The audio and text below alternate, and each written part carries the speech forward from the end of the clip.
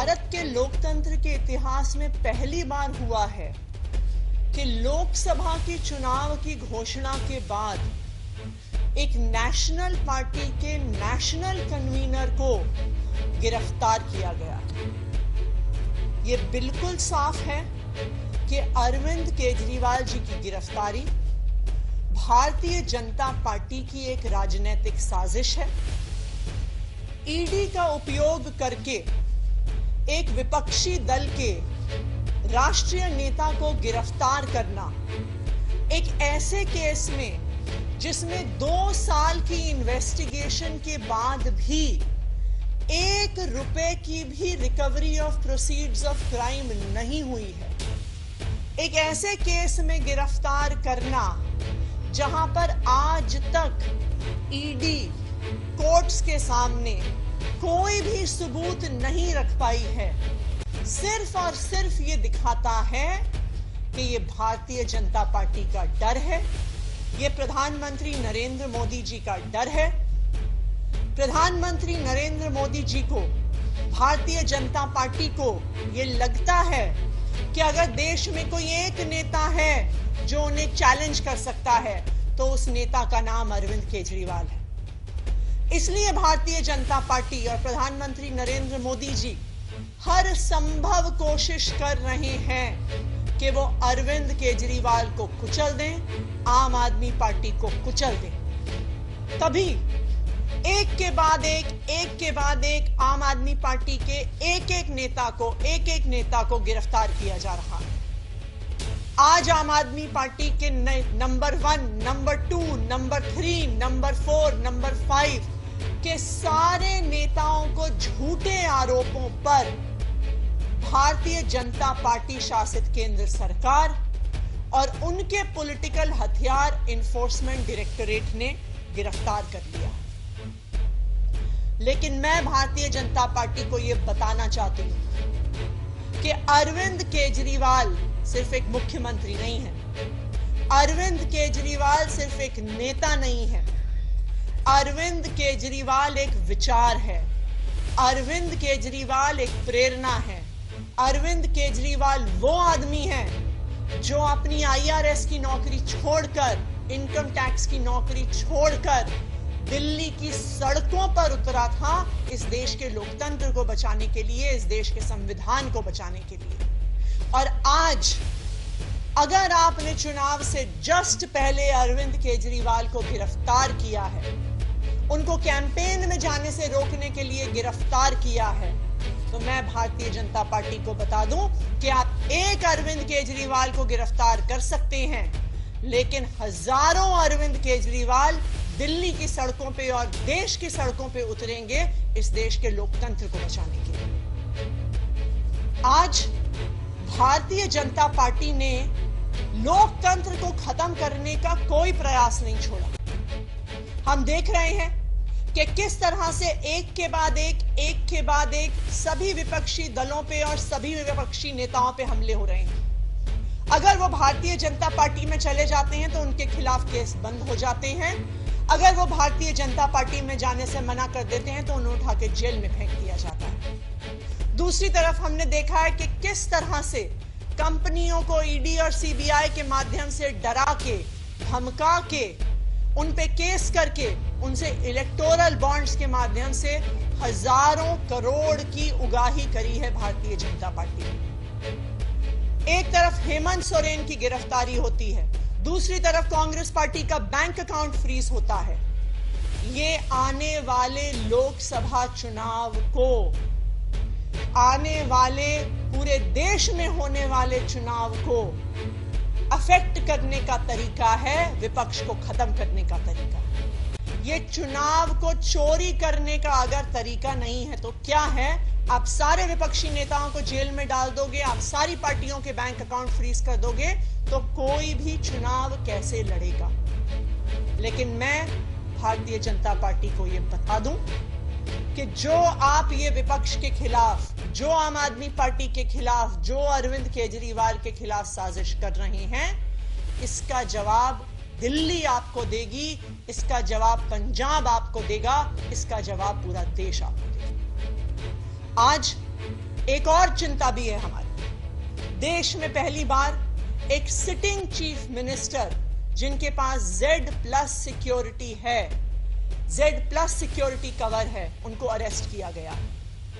अब अरविंद केजरीवाल, दिल्ली के मुख्यमंत्री अरविंद केजरीवाल जी की सिक्योरिटी के लिए कौन जिम्मेदार है?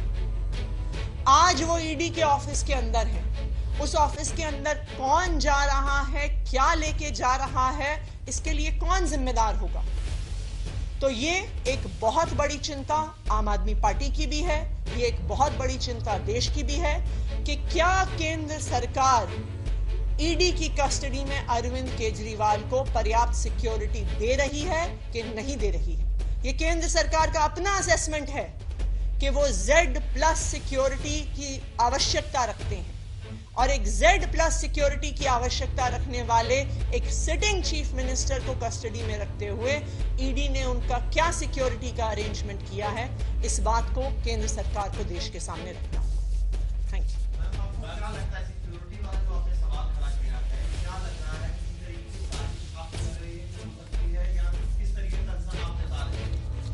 देखिए, अरविंद केजरीवाल जी एक Z+ सिक्योरिटी के प्रोटेक्टी हैं। अरविंद केजरीवाल जी इस देश के इतिहास में पहली बार अरेस्ट हुए सिटिंग चीफ मिनिस्टर हैं। हेमंत सोरेन जी की भी जब गिरफ्तारी हुई थी, उन्होंने गिरफ्तारी से पहले इस्तीफा दे दिया था। तो आज ये बहुत बड़ा सवाल है कि एक सिटिंग चीफ मिनिस्टर को जो सिक्योरिटी मिलनी चाहिए, क्या उनको ईडी की कस्टडी में मिल रही है? कौन उस ईडी के ऑफिस में अंदर जा रहा है? जिस लॉकअप में अरविंद केजरीवाल हैं, उस लॉकअप में कौन जा रहा है, उनकी क्या चेकिंग हो रही है, उनके पास क्या मटेरियल है, इस सब के लिए कौन जिम्मेदार होगा? एक कारण है कि एक सिटिंग चीफ मिनिस्टर को, एक संवैधानिक पद पे बैठे हुए व्यक्ति को Z+ सिक्योरिटी दी जाती है, क्योंकि उनके लिए कहीं से भी बड़े सिक्योरिटी के खतरे हो सकते हैं। लेकिन आज जब एक सिटिंग चीफ मिनिस्टर को ईडी की कस्टडी में ले लिया जाता है, तो उनकी सेफ्टी और सिक्योरिटी के लिए कौन जिम्मेदार है, इसका जवाब केंद्र सरकार को देना होगा। देखिए, हम सुप्रीम कोर्ट से ये उम्मीद करते हैं कि सुप्रीम कोर्ट जिसने बार बार कहा है कि लोकतंत्र की हत्या नहीं होनी चाहिए, आज वो सुप्रीम कोर्ट ना सिर्फ आम आदमी पार्टी को, ना सिर्फ अरविंद केजरीवाल को, बल्कि इस देश के लोकतंत्र को भी न्याय देगा। इस देश के इतिहास में ये पहली बार हुआ है कि मॉडल कोड ऑफ कंडक्ट लगने के बाद, चुनाव की घोषणा होने के बाद, देश में से 6 में से 1 नेशनल पार्टी के नेशनल कन्वीनर को गिरफ्तार कर लिया गया है। यह लोकतंत्र की लेवल प्लेइंग फील्ड का हनन नहीं है तो क्या है? आपने क्यों गिरफ्तार किया अरविंद केजरीवाल को चुनाव की घोषणा होते ही? क्योंकि आप चाहते हैं, भारतीय जनता पार्टी चाहती है कि वो चुनाव में कैंपेन ना कर सके, कि वो देश भर में जाके इंडिया गठबंधन के लिए कैंपेन ना कर सके।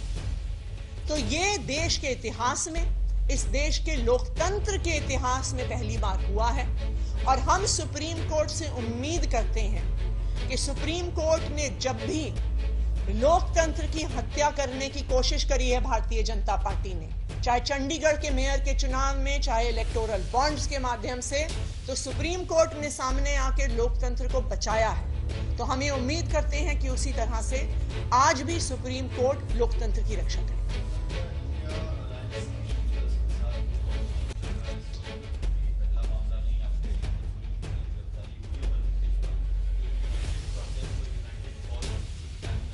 हम लगातार इंडिया अलायंस के नेताओं से सबसे टच में हैं। उनमें से कई लोग अरविंद केजरीवाल जी के परिवार से बात भी कर चुके हैं। हमारी भी कई नेताओं से बात हुई है, और इंडिया गठबंधन के सभी प्रमुख नेताओं ने फोन पर भी और ट्विटर और मीडिया के माध्यम से भी अरविंद केजरीवाल और आम आदमी पार्टी के लिए एक सॉलिडारिटी दिखाई है। ये लड़ाई सिर्फ आम आदमी पार्टी और अरविंद केजरीवाल की नहीं है, आज ये लोकतंत्र के लिए लड़ाई है। आप मॉडल कोड ऑफ कंडक्ट लगने के बाद, चुनाव की घोषणा होने के बाद, विपक्ष के एक प्रमुख नेता, एक राष्ट्रीय पार्टी के राष्ट्रीय अध्यक्ष को अगर गिरफ्तार कर रहे हैं तो ये चुनाव को प्रभावित करने का अगर तरीका नहीं है तो और क्या?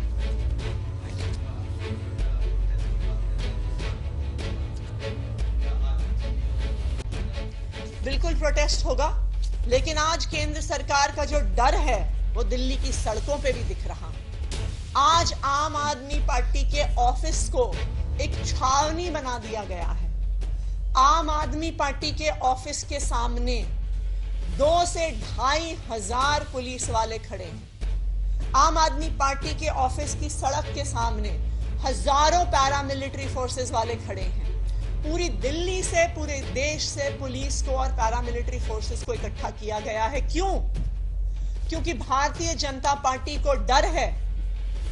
उनको पता है कि वो अरविंद केजरीवाल को जेल में डाल के लोकतंत्र की हत्या करने की कोशिश कर रहे हैं, और वो पुलिस के माध्यम से, पैरामिलिट्री फोर्सेस के माध्यम से अब दिल्ली के लोगों की और देश के लोगों की आवाज को भी